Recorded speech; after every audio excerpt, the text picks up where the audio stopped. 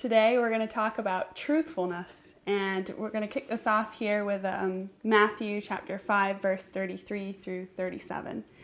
So again, you have heard that it was said to the people long ago, "Do not break your oath, but fulfill to the Lord the vows you have made. But I tell you, do not swear an oath at all, either by heaven, for it is God's throne, or by earth, for it is his footstool, or by Jerusalem, for it is the city of the great King.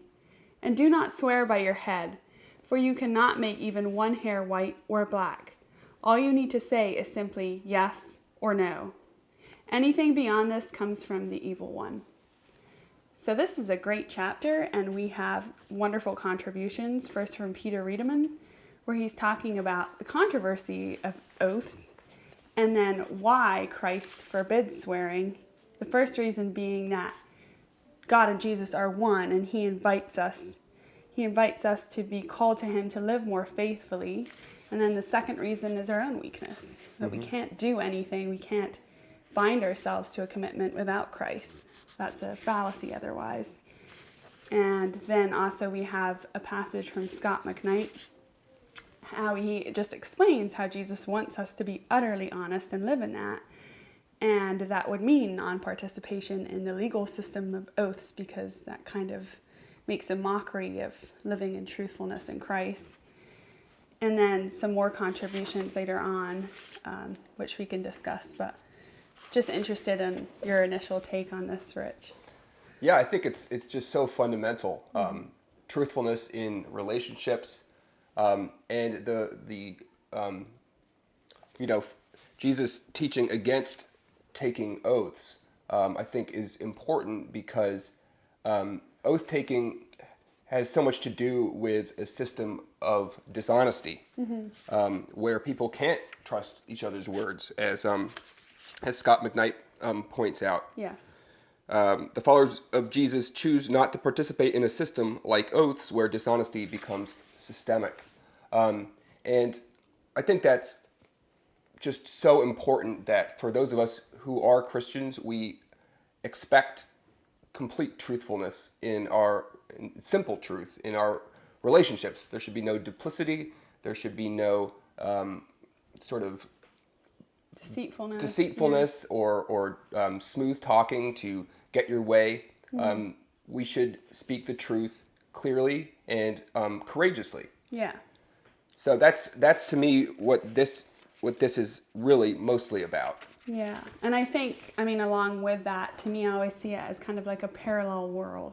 So you have the kingdom order and what we're trying to live for every day versus a world that doesn't see Christ and God as central to our very existence. So therefore, you need a legal structure to keep some sort of humanity alive, and with Christ, with God, and life being made perfect in that, it's so much better. Or, yeah. I don't know if I said that right. Yeah, I think that's right. I think all of us know or have met people who are compulsive liars, and we know, they lie without even thinking about it, and we know how sort of destabilizing such a relationship with a person like that is, because you never know where you are. You never know when you're being fed a line. So that's an extreme example. Yeah. But even those of us who attempt to live lives of truthfulness, sometimes through fear, sometimes through desire for advantage, will, blur the truth a bit and not say what we really think. Yeah. So, I think in order to just live a life of integrity, to live a life that's whole and clear, we have to strive for this truthfulness. Yes, and I think there's so many amazing fruits. It's incredible to live in the light of truthfulness, as is pointed out over and over again in this chapter. There's this theme of confidence of Eberhard says, when you're truly living, you are truthful and genuine in your words. They are concise and clear, firm and plain, and you are courageous in all you say. So that theme just keeps reoccurring and should give us so much hope for living in that way, in that regard. So very practically for us, what does this mean? For all of us who live in the Bruderhof, we do not take oaths. We do not take legal oaths. If we're, for example, in a court of law, we would not raise our right hand and swear by the Bible. We would simply affirm that what we say is true. Yes. But further, each of us makes commitments to God at baptism and then when we take membership vows.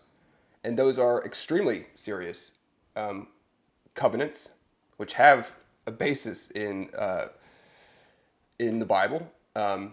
We see examples of vows in the Bible, Nazirite vows, of course, the covenants that God made with his people. And those are lifelong vows. They cannot be broken or changed by anyone because they're made to God. And breaking of them is extremely serious. So we don't swear. We simply say yes in our vows.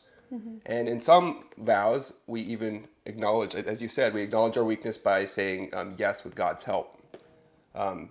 Because we know we can only be faithful if, through God's strength. So, and it's this foundation that actually creates the only possibility for true community and for true loyalty. If you don't have that basic bedrock where the people you're living with and following Jesus together with are committed to, the life would fall apart. Yes. You were mentioning something about Dante when we were discussing this earlier. Oh yeah, so I was reading the Divine Comedy earlier this year, part of a reading group online, which is really fun. And it's just interesting to me that he has the 9 circles of hell, right?